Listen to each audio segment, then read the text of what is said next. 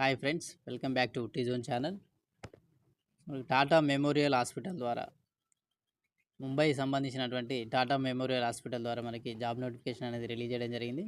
So ఈ job notification ద్వారా LDC post, అలాగే స్టెనోగ్రాఫర్ సంబంధించినటువంటి పోస్టు మరియు స్టాఫ్ నర్స్ సంబంధించినటువంటి పోస్టులకు సంబంధించి నోటిఫికేషన్ అయితే రిలీజ్ చేయడం జరిగింది.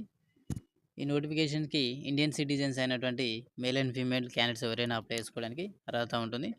అలాగే సంబంధిత పోస్ట్ అనుసరించి ఇంటర్మీడియట్ మరియు డిగ్రీ అలాగే పీజీ కంప్లీట్ చేసినటువంటి వారికి అప్లై చేసుకోవడానికి అవకాశం ఉంది. సో కొన్ని పోస్టులకి వర్క్ ఎక్స్పీరియన్స్ కూడా అడగడం జరిగింది. సో ఈ నోటిఫికేషన్ సంబంధించినటువంటి పూర్తి వివరాలు ఈ వీడియో ద్వారా తెలుసుకున్నటువంటి ప్రయత్నం చేద్దాం. సో నోటిఫికేషన్ వివరాలు గమనించినట్టయితే Tata memorial centre, Tata memorial hospital ముంబైకి సంబంధించినటువంటి సంస్థ ద్వారా మనకి నోటిఫికేషన్ అనేది రిలీజ్ చేయడం జరిగింది. సో ఈ నోటిఫికేషన్లో భాగంగా మనకి మెడికల్ ఫిజిసిస్ట్, అలాగే lower division clerk, stenographer, female nurse, technician సంబంధించినటువంటి వేకెన్సీ అయితే ఫిల్ చేయడం జరుగుతూ ఉంది. సో మనకి ఆన్లైన్లో అప్లై చేసుకోవాల్సి ఉంటుంది. ఒక రిటర్న్ టెస్ట్ మరియు సంబంధిత పోస్ట్ను అనుసరించి స్కిల్ టెస్ట్ కండక్ట్ చేయడం ద్వారా ఈ యొక్క పోస్ట్ని అయితే రిక్రూట్మెంట్ చేసుకోవడం జరుగుతుంది. సో ఈ నోటిఫికేషన్ సంబంధించి ఇంపార్టెంట్ డేట్స్ గమనించినట్టయితే మనకి 17th ఏప్రిల్ నుంచి ఆన్లైన్లో అప్లై చేసుకోవడానికి అవకాశం ఉంది. అలాగే లాస్ట్ డేట్ గమనించినట్టయితే మనకి 7th మే వరకు అప్లై చేసుకోవడానికి అవకాశం ఉన్నది. సో ఇక lower division clerk LDC post సంబంధించినటువంటి వేకెన్సీ వివరాలు గమనించినట్టయితే మనకి పే స్కేల్ వచ్చేసి 19,900 రూపీస్ ఉంది. ప్లస్ అలవెన్సెస్, అంటే ఒక సెంట్రల్ గవర్నమెంట్ ఇచ్చేటువంటి అలవెన్స్ లాగానే అలవెన్సెస్ కూడా ఉన్నాయి. సో ఏజ్ లిమిట్ గమనించినట్టయితే మనకి కట్ ఆఫ్ డేట్ అంటే 7th మే 2024 వరకు 27 ఇయర్స్ ఎవరైతే ఉన్నాయో వాళ్ళకి అప్లై చేసుకోవడానికి అవకాశం ఉంటుంది. సో అలాగే ఎడ్యుకేషన్ క్వాలిఫికేషన్ గమనించినట్టయితే మనకి గ్రాడ్యుయేషన్ అంటే డిగ్రీ కంప్లీట్ చేసినట్టు, ఎనీ డిగ్రీ కంప్లీట్ చేసినటువంటి క్యాండిడేట్స్ ఎవరైనా అప్లై చేసుకోవచ్చు.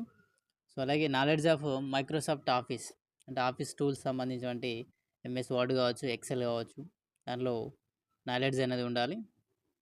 సో ఇక ఎసెన్షియల్ ఎక్స్పీరియన్స్, సో క్యాండిడేట్కి 1 year ఎక్స్పీరియన్స్, క్లర్కల్ వర్క్ సంబంధించినటువంటి ఎక్స్పీరియన్స్ అయితే కంపల్సరీ అడగడం జరిగింది. సో జాబ్ లొకేషన్ కూడా మనకి టాటా మెమోరియల్ హాస్పిటల్ ముంబైలో పనిచేసేటువంటి అవకాశం ఉంటుంది.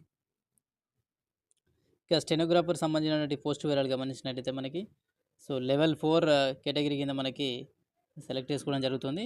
పే స్కేల్ గమనించినట్టయితే మనకి 25,500 రూపీస్ ఉంది.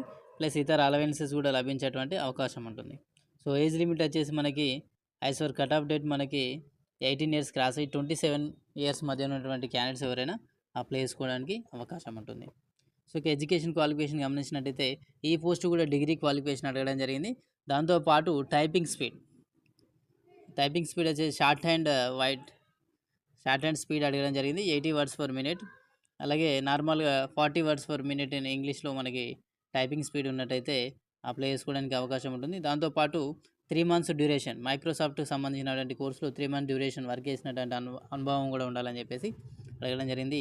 ఇక ఎసెన్షియల్ ఎక్స్పీరియన్స్లో భాగంగా మనకి 1 year secretarial experience in reputed organisation, అంటే పేరున్నటువంటి పెద్ద పెద్ద సంస్థలలో మనకి 1 సంవత్సర కాలం పాటు పనిచేసినటువంటి వర్క్ ఎక్స్పీరియన్స్ కూడా అడగడం జరిగింది. సో దాంతోపాటు డిజైరబుల్ ఎక్స్పీరియన్స్ అంటే డిజైరబుల్ ఎక్స్పీరియన్స్ గమనించినట్టయితే మనకి సెక్రటరియల్ వర్క్ ఎక్స్పీరియన్స్ ఉన్న వాళ్ళకి ప్రిఫరెన్స్ ఇచ్చేటువంటి అవకాశం ఉందని చెప్పేసి ఇవ్వడం జరిగింది. ఇక స్టాఫ్ నర్స్ సంబంధించినటువంటి పోస్ట్ వివరాలు గమనించినట్టయితే 22 వేకెన్సీస్ అవైలబుల్ ఉన్నాయి మనకి. సో ఎక్కువ వరకు. సో అలాగే పే స్కేల్ గమనించినట్టయితే 44,900 రూపీస్ ఉంది. లెవెల్ పే జాబ్స్ కిందవి. సో అలాగే ఏజ్ లిమిట్ వివరాలు గమనించినట్టయితే అప్ టు 30 years వరకు ఉన్నటువంటి క్యాండిడేట్స్ ఎవరైనా అప్లై చేసుకోవడానికి అవకాశం ఉంటుంది. అలాగే ఎడ్యుకేషన్ క్వాలిఫికేషన్ డీటెయిల్స్ గమనించినట్టయితే జనరల్ నర్సింగ్ కావచ్చు, mid wife plus diploma in oncology nursing సంబంధించినటువంటి, లేదంటే పోస్ట్ బేసిక్ బీఎస్సీ నర్సింగ్ సంబంధించినటువంటి క్వాలిఫికేషన్ ఉన్నట్టయితే అప్లై చేసుకోవడానికి అవకాశం ఉంది. ఎక్స్పీరియన్స్ కూడా అడగడం జరిగింది. ఇక్కడ 1 year clinical experience in 50-bedded hospital. So ఇక టెక్నీషియన్ సి సంబంధించినటువంటి పోస్ట్ వివరాలు గమనించినట్లయితే లెవెల్ 4 ప్రకారం మనకి పే స్కేల్ లభిస్తుంది. అలాగే పే స్కేల్ గమనించినట్టయితే 25,500 రూపీస్ వరకు ఉంది శాలరీ, ప్లస్ ఇతర అలవెన్సెస్ కూడా లభించేటువంటి అవకాశం ఉంటుంది. సో ఏజ్ లిమిట్ అయితే 30 ఇయర్స్ వరకు అప్లై చేసుకోవచ్చు.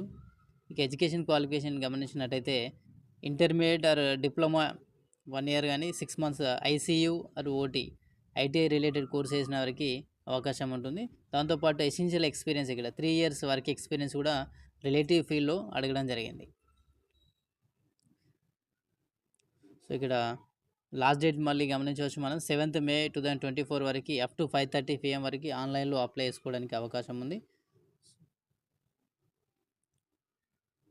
సో ఇక్కడ ఇంపార్టెంట్ నోట్ గమనించవచ్చు, మనకి ఆన్లైన్ ఫామ్ ఫిల్ చేసేటప్పుడు ఈ సర్టిఫికేట్స్ అయితే అప్లోడ్ చేయాల్సి ఉంటుంది.